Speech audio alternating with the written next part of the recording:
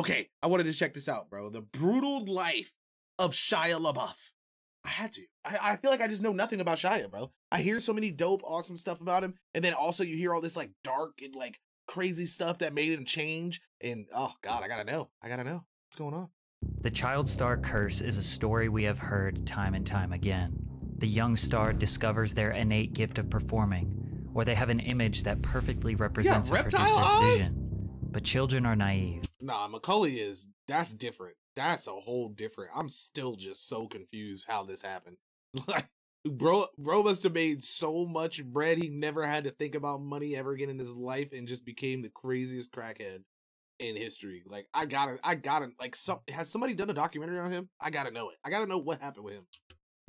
And are very susceptible to mistreatment. Jeez. Then the parents might abuse their power over the child. They might feel entitled to their money, or sometimes they're just jealous that their child is more successful than they ever were. He's Shia normal now, LaBeouf's you story think? follows a similar narrative, but recently we found out that it might all be a lie. A sensationalized narrative to not only make money, but try and protect him from his wrongdoings. Shia's downward spiral is different than most because to this day, we have no idea what is real and what is a distraction from the truth. Stay hydrated. Shia was the son of two starving artists. Shayna Sade and Jeffrey LaBeouf could never find an audience for their work, sending them straight into poverty as a family. His mother would end up selling fabrics and jewelry in a poverty-stricken area of Echo Park, Los Angeles, while his father, a former Vietnam veteran, would sell hot dogs and perform as a street clown to get by. On top of their financial struggles, Shia's father was a convicted sex offender and a heroin addict, which was far from the ideal role model that Shia needed growing up as an only child. As if life wasn't hard enough, his father was admitted into rehab when Shia was just 9 years old, leaving him and his mother extremely vulnerable. While living with his mother in a Los Angeles motel, Shia overheard a man R-word her. Not being able to do anything about it at such a young age, this tragedy caused a great deal of anger to build in his young soul. Wait, what? R-word her? Oh my god. Oh my god. Oh my god. Oh my god. Oh my god. I was like, he called her, somebody called her special ed, and it just started off like this craziness in Shia. Like, how does something like that happen? Okay, obviously I was wilding. Okay, I now know what the real R word is. Okay, let's go, Shia. To this day, Shia sleeps with a gun under his pillow because of the incident, stating, "I've always thought somebody was coming in my whole life." His parents were too prideful to accept food stamps and welfare. Shia knew early on that he would need to find a way to make money for him and his family, or steal to get what he wanted. His first run-in with the law occurred in 1995 when he was only 9 years old, getting caught attempting to steal a pair of Nike Cortez shoes. Then a couple of years later, he also got caught trying to steal a Game Boy. His parents knew he needed a creative outlet to express himself and keep him out of trouble, so Shia turned to stand-up comedy, which was a perfect fit for a kid known as the class clown amongst his peers. Wait, what? They have like child comedians? I didn't even know you could do that as a kid. Performing at local LA comedy clubs at the age of 10, he instantly stood out thanks to his edgy, adult sense of humor, going on stage and picking apart the drunk men and women in the audience, often starting his set with, "Hey motherfuckers, it's time for some jokes." Shia thrived in stand-up, but it wasn't going to pay his family's bills or get him the sneakers he wanted. He needed to think bigger, and that's exactly what he did. On a trip to Malibu with his dad in 1996, Shia met a kid wearing expensive clothing that he could only dream of affording. Shia asked him, "What do you do?" which led to the kid responding with, "I'm an actor," and that was all Shia needed to hear. Shia began looking up talent agencies in the Yellow Pages, calling them and pretending he was his own manager. Although they weren't buying the shtick, one of the agents was charmed enough and she took a shot on Shia and signed him, quickly propelling his career and helping him earn small roles in commercials. It's been tough, very tough. Yet you kids are eating lots and lots of Oreo O's. Yeah. What's that? He also landed some minor roles in Freaks and Geeks and that? X-Files. Somehow, he found a way to make it in the spotlight that his parents always desired, with no formal acting or training whatsoever. After grinding smaller roles for a few years, he would finally get his big breakthrough in the year 2000, landing the lead role in the show Even Stevens on the Disney Channel. Bro, like literally my childhood, bro. My childhood. Like, if you, if all I ever know about Shia LaBeouf was like Even Stevens, bro, he would still be like the greatest thing in my eyes. Like I was like, oh my god, like this dude is fucking amazing. Even Stevens is so good, bro. It's so good. It's like I think he was like autistic or something. I can't even remember, but I'm pretty sure he was like autistic or he had something going on with him. And like the sister, like he was always just tormenting his sister, and then his sister would like come in and protect him and like keep people from like talking crap about him and stuff. Oh, dude, so good. And you're not shy. I read somewhere with Even Stevens at the audition, you scared the other actors who were waiting to audition by telling them, got it wrapped up, it's mine. I wanted it so bad. I would like walk around. I was like, listen, man, I know what you're auditioning for. I already got the part, you know? And I did. I eventually got it. It was all luck. Shia played the role as Lewis, who is viewed as immature, rude, lazy, selfish, carefree, and extremely mischievous. He concocts elaborate schemes and inventions to make his life easier. I didn't know he was just crazy. Oh my god. So this whole time I was a kid, I used to think he was like I got problems, man. I gotta listen. Guys, just trust me, okay? I have a good heart, I promise. This show, as well as Lizzie McGuire, were the first two Disney Channel live-action shows to pave the way for the iconic early 2000s Disney Channel hits. Even Stevens was a smash success. Shia would go on to win an Emmy Award for his role as Lewis Stevens in 2003 and became a household name thanks to the show, with directors in the industry comparing his acting potential to stars like Tom Hanks and Gene Wilder. The show would have gone on longer than 3 seasons, but Disney famously has the 65 rule, where they will cancel a show no matter what after 65 episodes. Despite Shia having this big breakthrough, his life... Oh, wait a second. There must be like some type of weird thing in there where they switch that up, because I swear there's some shows that have been going on for like 20 years, bro. Like what? Like what? Was far from glamorous. He had to live closer to where the show was being filmed, so he left his mother's house to go live with his father. He says his father was abusive, both mentally and physically. One time, Jeffrey allegedly held a gun to Shia's head in a Vietnam flashback. On top of that, the two lived in a $45 per night motel while he was filming Even Stevens. Disney Channel was known to pay their cast pennies compared to how popular the shows were. But whatever Shia was getting paid, he was using it to keep his family above water. He was merely surviving. Riding the success of Even Stevens... Nah, his parents had to be finessing him. His dad and parents had to be finessing him, because that's crazy. Even if he was only making like minimum or barely anything, he definitely shouldn't have been staying in a hotel. Like he could have been staying in like a tiny, like, you know what I'm saying, little BS apartment or something somewhere. That's crazy, bro. Because if you think about it, $45 a night, that's 45 times 7. That's what? What's that? That's almost like $300-400 a week. That's almost like $2K a month. You know what I'm saying? That's kind of crazy. Is my math off? I think it's kind of off, but regardless or not, that's a lot of money. Stevens in April of 2003. But in LA. I don't know. Shia's career would continue to reach new heights with the release of the film Holes. The film generated $71.4 million worldwide and would open the door for Shia to blockbuster roles on the big screen. He started popping up as a tertiary character in a big film every year. Dumb and Dumberer, Charlie's Angels, I, Robot, Constantine, Bobby. This led to him earning lead roles in The Greatest Game Ever Played and Disturbia, which grossed $118 million in worldwide box office. Oh, Disturbia was good. About to take him to superstar heights. Transformers. In 2007, Transformers grossed $700 million in global box office. For those that don't know, American action films will often get worldwide praise and send those actors into lifetime A-list status. Shia did 2 of these films in 1 year, the second being Indiana Jones, which did nearly $800 million in global box office. Transformers 2 did over $800 million in global box office. Shia was on top of the world. His life appeared to be perfect in the public eye. He was beloved by everyone. He successfully saved his family from generational poverty, and by 21 was arguably set for life. But unfortunately for Shia,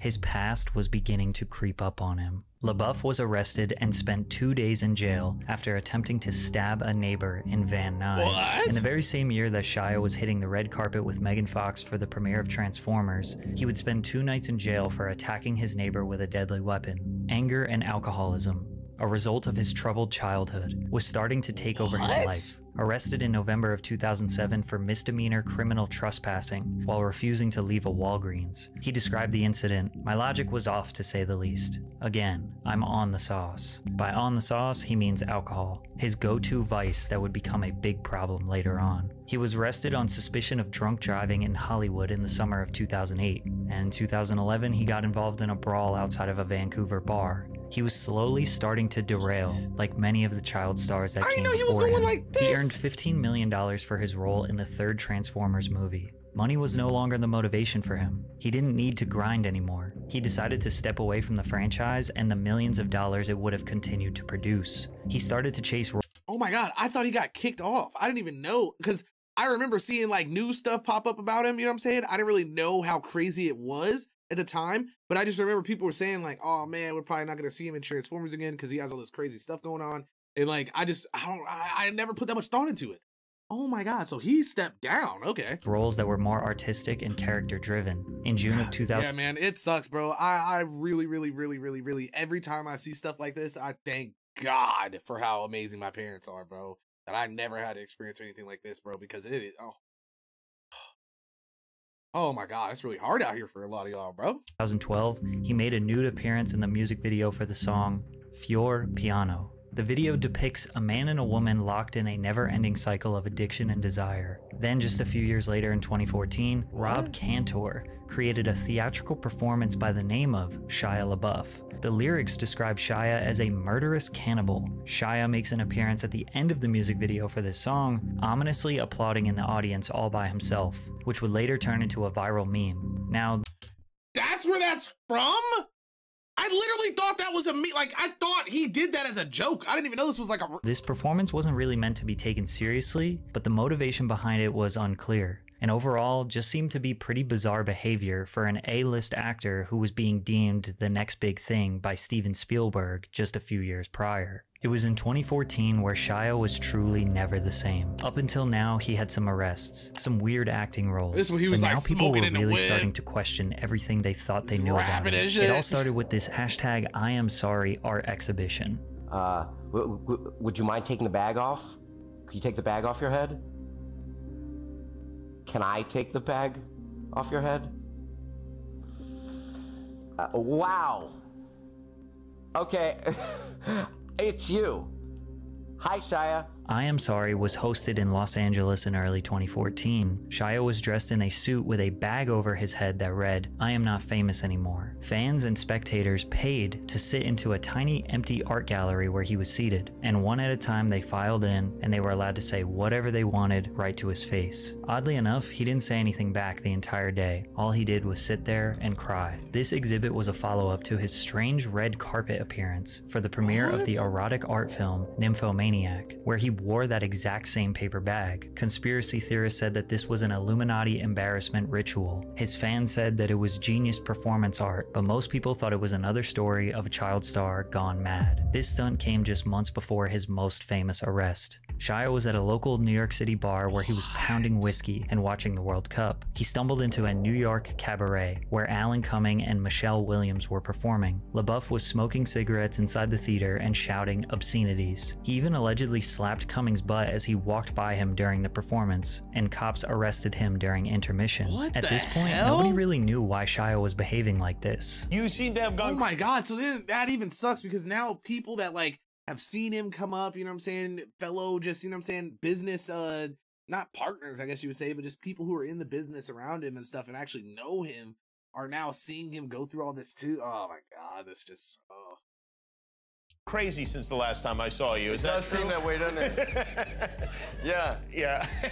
Yeah, I guess I have. But he opened up to Interview magazine after these antics, which changed some people's perspective of him. The only thing my father gave me that was of any value to me is pain. This was revealed by Shia in a 2014 interview, pulling back the curtain on the darkness of his childhood. My greatest and my worst memories are with my father. All my major trauma and major celebration came from him. Shia was living the classic example of a a child star who was manipulated and scarred by his parents. Suddenly, his antics and public freakouts made sense, but Shia's closing statement of this interview was maybe too transparent. "I've been a runner my whole life, running from myself, whether to movies or drinking and drugging or calamity or whatever it is. I've always been running. I'm a dude who loves delusion. It's why I love being an actor. I never have to actually look at myself or be faced with my shit or take responsibility." This statement, shockingly honest and self-aware, would come back to haunt him years later. 2014 was also Shia's last major film, Fury,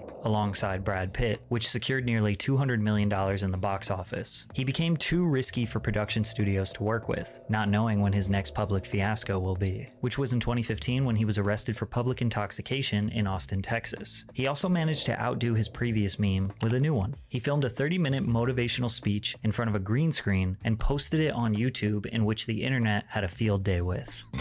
Just do it!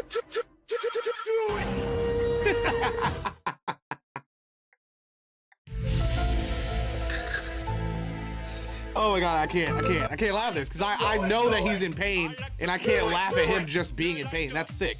That's sick. That's but sick. His next art project was inspired by Donald Trump's inauguration in 2016. This one would test Shia's sanity. Shia's art group launched an art installation in New York, just outside the Museum of the Moving Image. The project was called He Will Not Divide Us, and the goal was to live stream every single day of Trump's first term as president, bringing people together in a time of division, chanting the phrase, "He will not divide us," in front of a webcam set up outside the museum. Unfortunately for Shia, this project only lasted a couple of days before internet trolls and 4chan users would turn up in real life, appearing on the live stream with the intention of pissing off the actor and trolling his project, which is exactly what they did. He will not divide us! He will not divide us! He will not divide us! He will not divide us! Us must secure the existence of the white people. He will not divide us! He will not divide us! He will not divide us! Oh, son, divide! Yo, people suck, bro. Like, and the fact that there's people like just behind him right now, all laughing and grinning. This is why stuff happens in history the way that it's happened. It's because people are always just such "I'ma follow the crowd" type of people. You know what I mean? Oh God.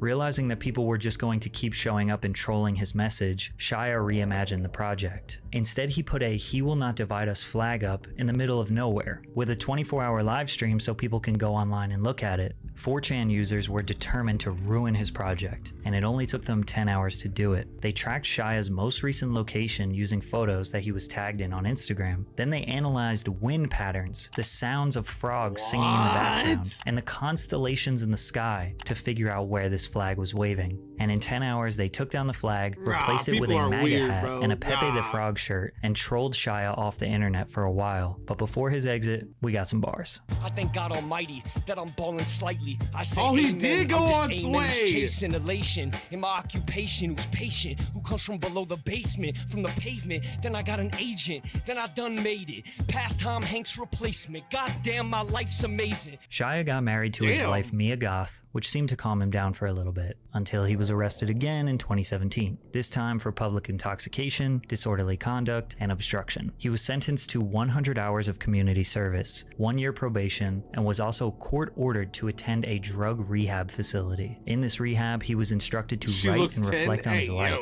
which may have been just what Shia needed to dig himself out of the hole that he was in at the time. And you wrote this movie while in court-ordered rehab? Yes, sir. Yeah.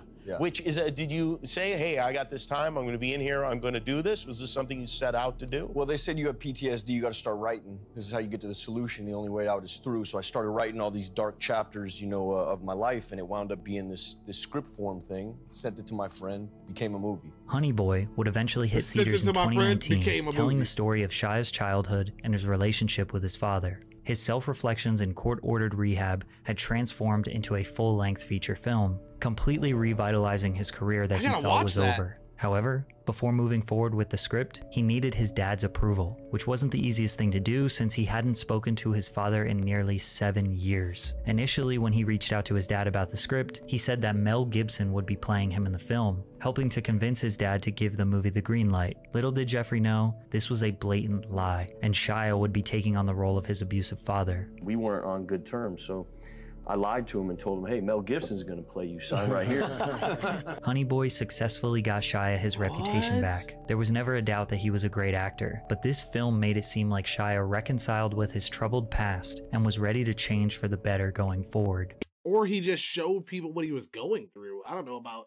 Every time I always hear about that when people tell you, like, oh, write it out so you can, like, relive it, and then hopefully you can learn to, like, get past it. Like, that shit takes time, bro. Like, him writing this movie, all he did was literally put on film everything that he's going through and showed people, like, hey, this is why I am the way I am, but I'm still working on me. Like, oh, God. Oh, please tell me. Please tell me it's just all up and up from here. If you can tap into how you can use your suffering to help other people, that is maximum joy. I always thought joy was, oh, I get this and then I'm happy, or I do this and then I'm happy, or I get her and then I'm happy, or I make that and then I'm happy, or they respect me and then I'm happy, or I always thought happiness was to be acquired by the things I would gain from life. That's why I was always grabbing. If I knew early on that happiness actually is in me offering all of my suffering up for other people as an instructive thing, or as something that could benefit man, then I maybe would have lived my life differently. Unfortunately, this redemption only lasted temporarily, as more harsh realities would get exposed. One of Shia's co-stars on Honey Boy was an actress/singer-songwriter by the name of FKA Twigs. Shia's short marriage was already in murky waters, and the two would instantly hit it off. They started dating shortly after the filming of Honey Boy in 2018. Shia had a history of rocky romantic relationships, yet this relationship turned out to be more toxic and dangerous than the rest, culminating in a lawsuit at the end of 2020, where FKA Twigs sued Shia for sexual battery, assault, and infliction of emotional distress. She would detail terrifying situations he put her in. He was driving recklessly, removing his seatbelt, and threatening to crash unless she professed her love for him. She also says that Shia gave her an STD when he knew he was infected. FKA coming out also empowered pop singer Sia to come out as well, stating that she too had experienced abuse from Shia, calling him a pathological liar. People found old footage of Shia after an argument with his ex Mia Goth, saying that he was about to kill her. If I'd have stayed there, I would have killed her. At the time, Shia didn't address the allegations. Instead, he promoted his new movie, Padre Pio. We're making a film, me, Abel Ferrara, and Willem Dafoe are making a movie called Padre Pio, about the great Padre Pio. After that, we didn't hear from him until the film was completed. Not only did Shia shift his focus to this role, but he shifted his focus to finding God through Christianity. This film had a lot of publicity, and it was during the mid-2022 rollout that Shia appeared on various podcasts and interviews, where he kind of addressed the accusations. The news that had come out has been like I've been abusive to women, and I've been shooting dogs, and I've been willingly giving women STDs, and like it's disgusting. It's depraved. And when I look at this Me Too environment, there's not a whole lot of dudes that are taking accountability. You know, I f***ed up bad, like crash and burn type shit, hurt a lot of people. He admits to a lot of wrongdoings. Yeah, because, I mean, shit, nigga, if you saying you fucked up bad or you did this, then how are you going to say that you didn't emotionally abuse or do anything to these women if you know that you were in a dark... Oh, God, Shia. Oh, fuck. Hurt people, and I think a lot of people need to know that, bro. Hurt people, bro. Spree, I'm going to take a nap. Pussy off. Nothing specifically, but both of these interviews, Shia allowed himself to be extremely vulnerable. He admitted to the monster that he was. He admitted that getting back with Mia and having their first daughter allowed him to live for a greater purpose. He also admits to lying about his father. Like with my dad, I want to hit my dad up. Now here's a man who I done vilified on a grand scale. I put all this shit in the street, you know? And used him, juiced my dad is like, this is the reason I'm foul out here. You know, I'm come from this wayward upbringing, and you know, my dad is the reason I'm such a fuck up. You know, he's a biker and a wild man and a criminal and a da-da-da and abusive and I wrote this narrative, which was just fucking nonsense. My dad was so loving to me my whole life.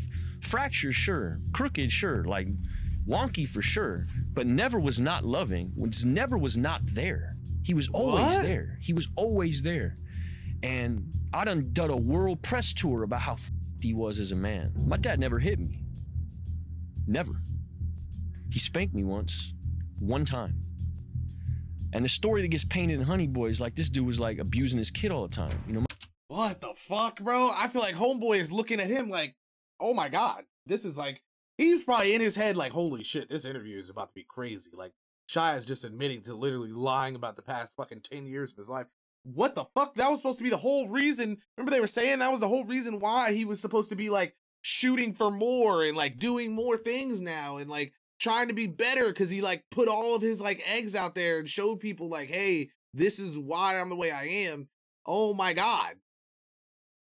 I'm confused. I'm so lost now. Oh my God. Please don't end it right here, Pat. Don't do this to me. My dad tried to keep me from smoking cigarettes. That's when he spanked me. Honey Boy was literally his redemption arc that got him into good graces with the public. He lied about the whole thing, threw his own father under the bus so that people would root for him again. It's extremely honorable that Shia has come forward and admitted to his wrongdoings, but it justifies a lot of people's claims who said he was a manipulator and a liar in the past. It's very tough to realize what about Shia is real and what is being lied about for his benefit. This is why a lot of people in Hollywood just stay away from him. You just don't know what stories about him are true. I mean, him admitting to the lies makes me even question all the information in this video. He has admitted in the past that he loves not having to face the responsibility of his actions. All that we can hope for is for the sake of his family, his daughter, that this time what he is saying is true. Hopefully, his spiritual journey has earned him a new lease on life, and maybe this time he is actually a changed man. Oh my God. Oh, dude. Oh, Pat, you did good, man. That got me. Pat, you did good. That got me, man. That got me. I was about to tear up in this bitch.